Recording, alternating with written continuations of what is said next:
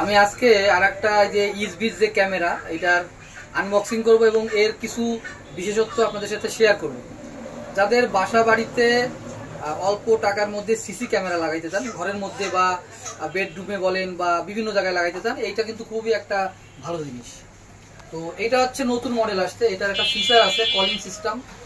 তো এই কলিং সিস্টেমটা আসলে কেমন আমি বলি। এই দেখুন এখানে একটা কলিং সিস্টেম আছে। এটা হচ্ছে যে আপনি এটা তো একটা অ্যাপস দ্বারা কন্ট্রোল করতে পারবেন এবং দেখতে পারবেন।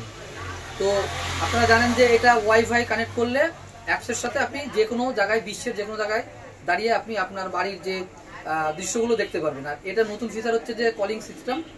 ধরুন যে আপনার অ্যাপস চালু আছে, বাসায় কোনো বিপদ আপদ ঘটলো, কোনো ফোন নাই, তখন আপনি যদি এই যে ক্যামেরার যে অ্যাপসে যে একটা কলিং একটা বাটন আছে, এটাতে যদি আপনি চাপ দেন তাহলে কি হবে, ওই যে আপনার অ্যাপস আছে ওই অ্যাপসে একটা ভিডিও কল চলে যাবে।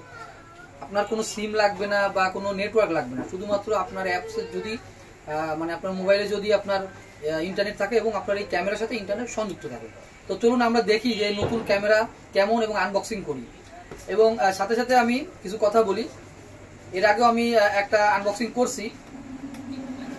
এই ক্যামেরাগুলো আসলে অল্প টাকার মধ্যে চায়না খুব ভালো আর কি সিসি ক্যামেরা আপনাদের জন্য তৈরি করেছে। বাসা বাড়ির জন্য বা আপনারা আপনাদের অফিসের জন্য, ছোট ছোট দোকানের জন্য আপনারা এই ক্যামেরাগুলো অনায়াসে ব্যবহার করতে পারেন। আমি কিন্তু কোনো প্রমোশন করার জন্য না, আসলে আমরা ক্যামেরাটা কিনেছি, তো এই ক্যামেরাটার আসলে কি কি কাজ সেটা আপনাদের দেখানোর জন্য।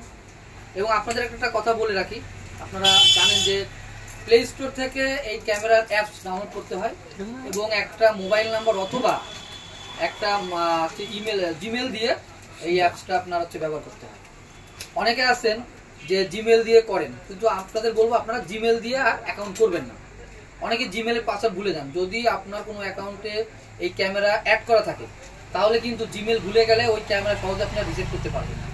এই জন্য আমি সাজেশন করবো যে আপনারা মোবাইল নাম্বার দিয়ে করবেন। আপনাদের যে নিজস্ব মোবাইল নাম্বার আছে ওইটা দিয়ে অ্যাকাউন্ট করবেন, তাহলে কি হবে, যদি কখনো আপনি পাসওয়ার্ড ভুলেও যান, ফরগেট করে SMS এর মাধ্যমে আপনি আপনার অ্যাকাউন্টটা আবার পুনরায় উদ্ধার করতে পারবেন। এই জন্য আমার পক্ষ থেকে সাজেশন থাকবে যে আপনারা সবসময় মোবাইল নাম্বার দিয়ে অ্যাকাউন্ট করবেন। তো আসুন আমি দেখি যে এর মধ্যে নতুন একদম কেমন কি আছে।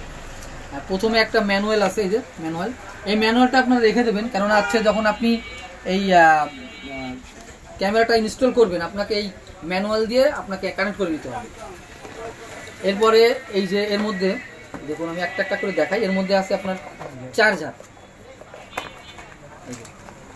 সুন্দর একটা এই যে চার্জার, এই যে একটা মাউন্ট আছে, আপনি এটা যে কোনো জায়গায় লাগানোর জন্য। আর এটার আগের থেকে কিন্তু এইটার যে চার্জারটা এটা উন্নত করেছে। আগের চার্জারটা ঘন ঘন নষ্ট হয়ে যেত, এটা কিন্তু উন্নত করছে, খুব ভালো করছে এই যে।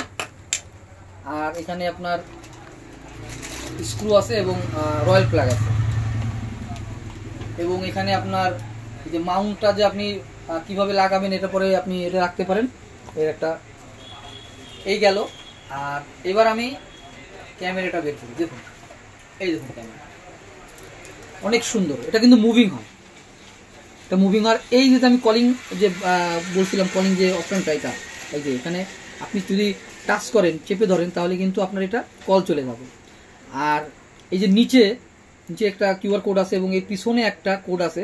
যখনই আপনি চাইলে মানে আপনার এই ক্যামেরার যে ফাংশনগুলো বা আপনি চাইলে আপনাদের বন্ধু বা আপনাদের আত্মীয় স্বজনের কাছে আপনি শেয়ার করতে পারেন, মানে আপনার মোবাইলেও থাকবে, অন্য মোবাইলেও আপনি এটা দেখতে পারবেন খুব সহজেই, এটা শেয়ার করে।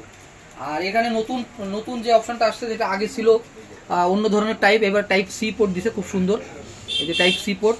আর এখানে একটা ল্যান্ড পোর্ট আছে, অর্থাৎ আপনি তাহলে ডাইরেক্ট রাউটারের মাধ্যমে এখানে কানেকশন দিতে পারেন, তাহলে আপনার জন্য ভালো হবে। কারণ হচ্ছে যে ওয়াইফাই দিয়ে যদি আপনি কানেক্ট করেন তাহলে আপনাকে বারবার যদি কখনো পাসওয়ার্ড পরিবর্তন করা লাগে, বারবার এটাকে রিসেট করতে হয়।